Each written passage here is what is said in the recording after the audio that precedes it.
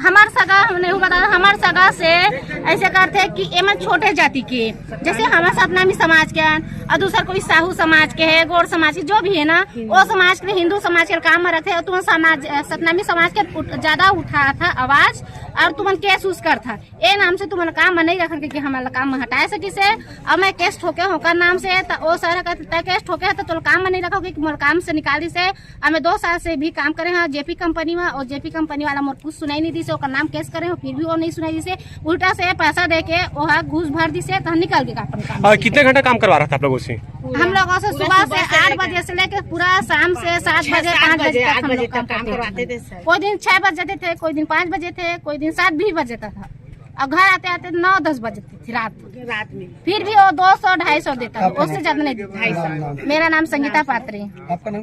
NTPC जो आसपास कम से कम 8 से 10 गांव को जो गोद लिया गया है, यहाँ पर राख, देवरी, कौड़िया इत्यादि जो एनटीपीसी के अधीन में जो गांव गोद लिया गया है उनके समस्त किसान और गांव के वासी यहाँ पर इकट्ठा हुए हैं। इनका मुख्य मांग यही है, हमारा मुख्य मांग यही है कि निरंतर कई सालों से एनटीपीसी और राखड़ पुराने जो किसान के जो भूमि इस राखड़ के जो अधीन उनके अधीन में जो आ रहे थे उसको पूर्व में 10 साल पूर्व उन्होंने मुआवजा देने का उनको वादा किया गया था। आज वर्तमान में उसकी भूमि में जल भर गया, उसकी भूमि में सपाट मैदान हो गया, ऐसे करके हवाला देकर उक्त किसानों लोग को किसी भी प्रकार से कोई मुआवजा दिया नहीं जा रहा है। और सबसे बड़ी बात यह एनटीपीसी और राखड़ प्रबंधक से लगातार यहाँ से राखड़ डैम से लगातार अनियंत्रित वाहन रोजाना हमारे गांव घर से होकर गुजरता है। निरंतर कई सालों से कई दुर्घटनाएं हो रही है, किन्हीं की जान चली गई है, उनका पीड़ित परिवार को किन्हीं भी प्रकार से कोई न मुआवजा राशि एनटीपीसी और राखड़ डैम से इनके संचालकों द्वारा नहीं दिया जाता है, न इनके पीड़ित परिवार के लोगों को न संतावना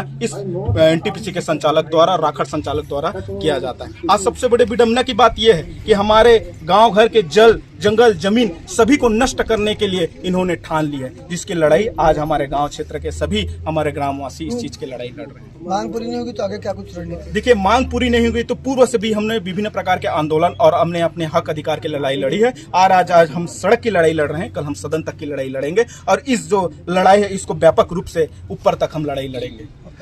मेरा नाम करण मधुकर है, मैं समाज सेवक हूं और ग्राम निवासी। भैया और अधिकारी लोग पहुंचे हुए तो उन लोगों को क्या आश्वासन मिला?